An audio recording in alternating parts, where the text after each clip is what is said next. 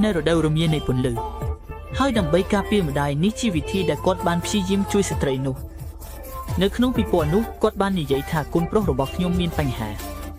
กดบานนิยัยถาเนเปกเมงกุนโปรระบบขยมคืออ่อนนะโดยเฉพาะกดบานเถื่ออัลกุนโปรระบบขยมเถื่ออัลบานเลือนกุนโปรระบบขยมบานสำหรับจัดจะเจงปีครูซาระบบกดให้บานนิยัยถากุนโปรระบบขยมคืออ่อนนะให้กุนโปรระบบขยมบานนิยัยถากุนโปรระบบขยมបាទខ្ញុំមីហ្គែលខ្ញុំនៅមួយចង់ស្លាប់ខ្ញុំដូចជាមនុស្សស្អាតវែងវីមិនយល់ថាហេតុអ្វីបានជាអ្នកអតីតនឹងដឹងពីគ្រួសាររបស់គាត់ដូច្នេះគាត់បានសម្រេចចិត្តថាគាត់នឹងដឹងពីគ្រួសាររបស់គាត់ហើយគាត់នឹងដឹងពីគ្រួសាររបស់គាត់ប្រសិនបើគាត់ដឹងពីគ្រួសាររបស់គាត់អ្នកអតីតនឹងដឹងពីគ្រួសាររបស់គាត់ប្រសិនបើគាត់ដឹងពីគ្រួសាររបស់គាត់គ្រួសាររបស់គាត់ទាំងពីរនាក់បន្ទាប់ពីការប្រយុទ្ធដ៏ធំមួយចុងក្រោយបានសម្រេចចិត្តលេងហ្គេមមួយមនុស្សដែលត្រូវបានលុបចេញក្នុងហ្គេមប្រសិនជាអ្នកវែងវីនោះត្រឡប់ទៅជីវិតពិតប្រសិនជាកូនប្រុសរបស់ឡៃនោះត្រឡប់ទៅជីវិតពិតហើយវែងវីបានឈ្នះហ្គេមនេះព្រោះនាងចង់ផ្ដល់ឱកាសនេះដល់យ៉េងឡៃដែលចង់ដកមូលនិធិទាំងអស់ពីយិនយូដើម្បីងាយស្រួលដល់ទីក្រុងដែលនៅសល់យ៉ាងឆាប់រហ័សឈេនយីរងបានស្ដាប់ក្មេងស្រីនិងបាននិយាយអំពីហ្គេមយ៉ាងលាក់លៀមក្មេងស្រីបានទទួលស្គាល់ថានាងមិនមែនជាកូនស្រីមានអ្វីកើតឡើងមានអ្វីកើតឡើងមានអ្វីកើតឡើងមានអ្វីកើតឡើងមានអ្វីកើតឡើងមើលភ្លើរបស់ខ្ញុំតើអ្នកចង់ធ្វើជាអ្នកចង់ក្រវ៉ាត់សមាជិកអំណាចដោយខ្លួនឯងបានយូរប៉ុណ្ណាដូចជាជំរាមភ្នែករហូតដល់ភ្លើលបឿនលឿនឆេនជាងនេះខុសរបស់គាត់មូលហេតុនឹងបងប្រុសរបស់ខ្ញុំឃើញយ៉ាតើវាដោយសុខទេសត្វមន់ឆ្អឹងដៃត្រូវបានពិតព្រះគុណបានបាត់បង់នាងនុកម៉ាច់ឡាហ្គ្រេសៀបានបាត់បង់មុខមាត់ស្ត្រីនេះបានលេងជាមួយមនុស្សរូបមន្តនៃសេរីភាពនរណាដែលនឹងឈ្នះជ័យជំនះសេរីភាពនៃសេរីភាពព្រះមហាក្សត្រផ្សេងទៀតមិនមានទេហើយភ្លាមទទួលបន្ទុកភ្លាមមិនទទួលបន្ទុកខ្ញុំអាចធ្វើឲ្យអ្នកមានសុភមង្គលពេលដែលនាងបានឃើញឈេនយីរងដែលស្មោះត្រង់ចំពោះប្តីរបស់នាងព្រះនាងមេឃសិដ្ឋានបានខឹងនាងបានផ្ដល់ប្រាក់ឲ្យនារីម្នាក់ទៀតហើយស្នើឲ្យនាងទិញកាក់ជាងលេង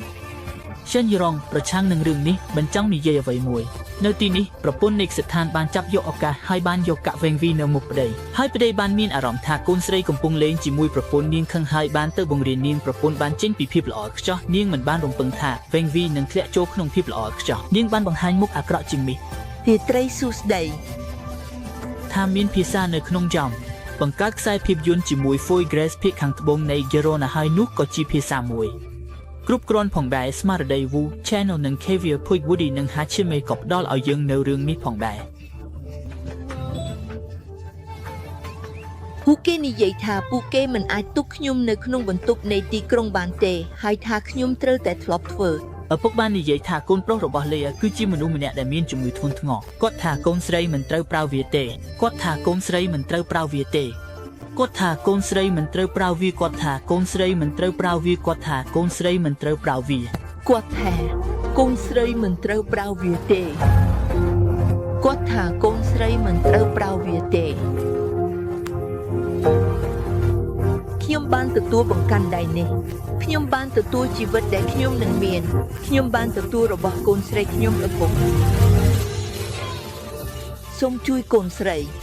ដូច្នេះហ្វេងហ្វីបានទទួលជំនួយពីឪពុកការទទួលរបស់គាត់ក៏ត្រូវបានទទួលជាមួយនឹងកូនស្រីទាំងពីរត្រូវគាំទ្រដល់តន្ត្រីជាច្រើនហ្វេងហ្វីឃើញសេចក្តីស្រឡាញ់នៅមុខមាត់គាត់ចាំថាឪពុកចំណាយលុយដើម្បីទាញយកជីវិតរបស់គាត់វិញគាត់ទទួលការបដិសេធពីម្ដាយគាត់និយាយថាកូនស្រីរបស់គាត់មិនទទួលការបដិសេធដើម្បីទាញយកជីវិតរបស់កូនស្រីវិញក្នុងចិត្តរបស់អ្នកគ្មានខ្ញុំឬអ្នកទាំងអស់គ្នាទេយើងទាំងពីរគួរតែទៅស្លាប់ជាមួយគ្នាបាទហេតុអ្វីអ្នកមិនចង់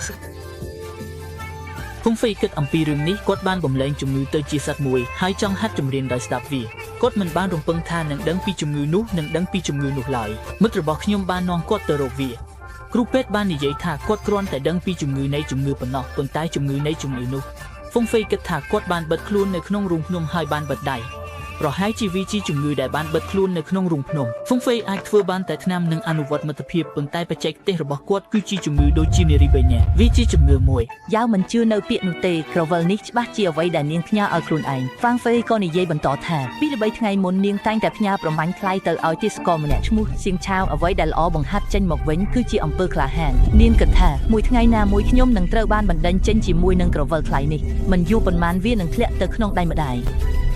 ល្អជាងទុកវានៅក្នុងដៃខ្លួនឯងដំបងហ្វាងហ្វេមិនបានប្រកាសថាសៀងឆៅនឹងបដូរនាងបញ្ជាថងតាមដាននាងជានិច្ចមិនគិតនាងទៅរកជាងដែលជំនាញក្នុងធ្វើរបស់ខ្លែងខ្លាយសៀងឆៅគឺជាមនុស្សរបស់ជីហ្វូចិនត្រូវឪពុកទៅរកជាងសួរមើលការពិតនឹងចេញមកវិញយ៉ាវមានអារម្មណ៍ភ័យខ្លាចហ្វាងហ្វេមិនបានគ្រូបង្ហាញរឿងនេះទេជាការរំលឹកឲ្យប្អូនស្រីទី3ដឹងថាអ្វីខ្លាំងអ្វីខ្សោយពេលជីហ្វូចិនចូលមកក្នុងបន្ទប់កូនស្រីបានផ្លាស់ប្ដូរពាក្យសម្ដីរបស់នាងនិយាយថាការច្រឡំនេះគឺជាការយល់ច្រឡំលើបងស្រីទីជីហ្វូចិនទោះបីជាមានអារម្មណ៍ខកចិត្តប៉ុន្តែមិនយូរប៉ុន្មានរឿងនេះបានលើដល់ទៅជាចាស់ជីហ្វូចិននាងដឹងជីហ្វូចិននៅពីក្រោយធ្វើអាក្រក់ប៉ុន្តែមិនបង្ហាញបាននាងឃើញហ្វាងហ្វេត្រូវទ្រាំទ្រនាងសោកស្ដាយខ្លាំងណាស់បញ្ជាឲ្យមនុស្សទៅកន្លែងរស់នៅរបស់ហ្វាងហ្វេដកយកបំរើស្រី2នាក់ជីហ្វូចិនដាក់នៅក្បែរនាងបងប្អូនប្រុសបានមកអបអរសាទរនាងមិនគិតថាហ្វាងហ្វេមានសមត្ថភាពខ្លាំងយេមិនចូលរួមគ្រប់គ្រងតែបែរជាធ្វើការផាកពិន័យបំរើស្រីសម្រាប់នាងហ្វាងហ្វេដឹងថាខ្លួនឯងបានទៅរកយាយមួយជំហានទៀតប៉ុន្តែជីហ្វូចិនមិនអាចទ្រាំទ្រាបាននាងដឹងថាខ្លួនឯងបានធ្វើឲ្យកូនស្រីមានភាពឆ្លាតវៃប៉ុន្តែហ្វាងហ្វេវិញបានទទួលការចាប់អារម្មណ៍នៅចំពោះមុខមនុស្សជាច្រើននាងត្រូវបានបង្ខំឲ្យដាក់សក់ឲ្យនាងដាក់សក់ហើយ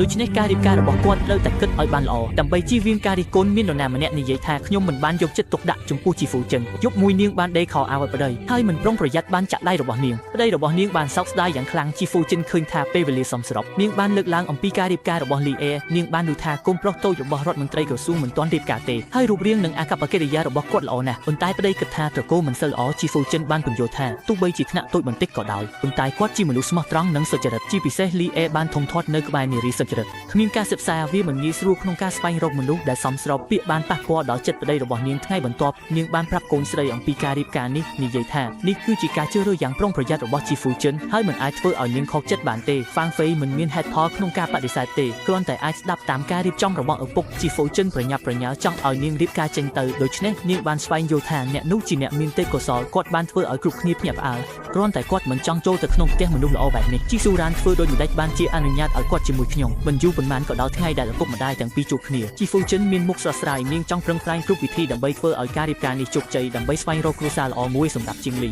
គឺជាវិធីដ៏ល្អបំផុតក្នុងការដោះស្រាយគាត់លោកចៅបានប្រព្រឹត្តអំពើខុសមុននេះប៉ុន្មានឆ្នាំហើយបានស្វែងរកការជ្រកកោននៅក្រោមឪពុករបស់ខ្ញុំដើម្បីរួចផុតពីបញ្ហា